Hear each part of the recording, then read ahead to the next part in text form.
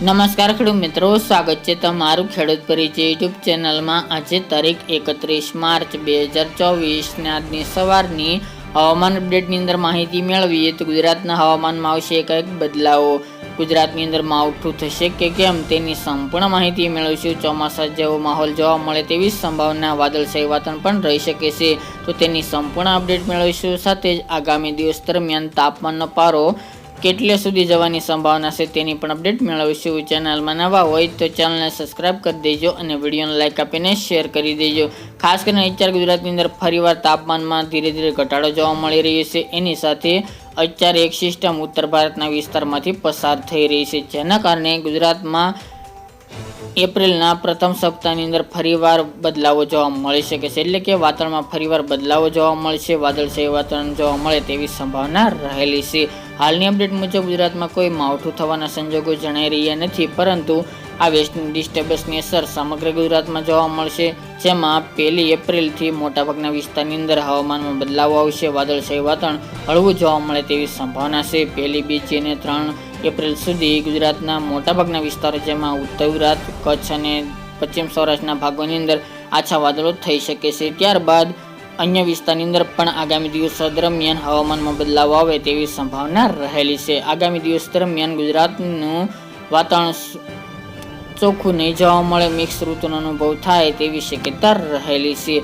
હાલની અપડેટ મુજબ આ વેસ્ટર્ન ડિસ્ટર્બન્સ ગુજરાતના મોટાભાગના વિસ્તારોને અસર કરશે, જેમાં કચ્છના તમામ વિસ્તારો, ઉત્તર ગુજરાતની અંદર સાબરકાંઠા, બનાસકાંઠા, પાટણ અને અરવલ્લી જિલ્લો, પશ્ચિમ સૌરાષ્ટ્રની અંદર જામનગર, પોરબંદર, દ્વારકા, જૂનાગઢ અને સાથે જ રાજકોટ અને સુરેન્દ્રનગર જેવા જિલ્લાઓની અંદર પણ કાળા ડિબાંગ ઘાટા વાદળો જોવા મળે તેવી સંભાવના છે। આગામી 1, 2 અને 3 એપ્રિલ દરમિયાન સામાન્ય વાદળો જોવા મળશે, જ્યારે 4, 5 અને 6 તારીખ દરમિયાન કાળા ડિબાંગ ઘાટા વાદળો જોવા મળે તેવી સંભાવના છે। ચોમાસા જેવો માહોલ 4, 5 અને 6 એપ્રિલ દરમિયાન જોવા મળે તેવી સંભાવના રહેલી છે, જેના કારણે કોઈક જગ્યાએ છાંટછૂટ પડી શકે છે। બાકી ગુજરાતની અંદર માવઠું થાય કે વરસાદ થાય તેવી શક્યતા કોઈ જોવા મળતી નથી। અન્ય વિસ્તારોની વાત કરીએ તો આ વેસ્ટર્ન ડિસ્ટર્બન્સની અસર ઉત્તર ગુજરાત, સૌરાષ્ટ્રના વિસ્તાર અને કચ્છમાં વધુ જોવા મળશે, જ્યારે સૌરાષ્ટ્રના અન્ય જિલ્લા બાકી રહેતા અને સાથે જ મધ્ય ગુજરાત, પૂર્વ ગુજરાત અને દક્ષિણ ગુજરાતની અંદર આછા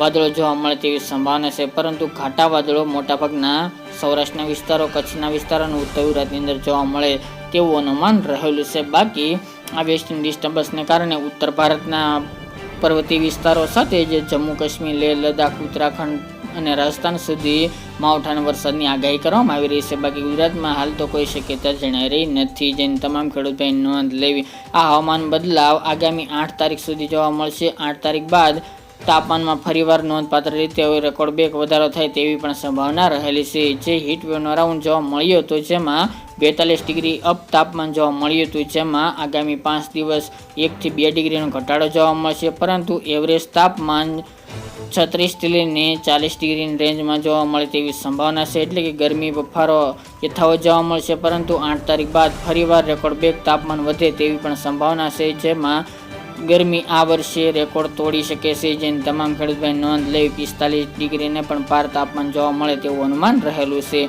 તો મિત્રો, આ અત્યારની વહેલી સવારની અપડેટ, ફરી એકના વિડીયો સાથે મળીશું। આજ માટે આટલું જ।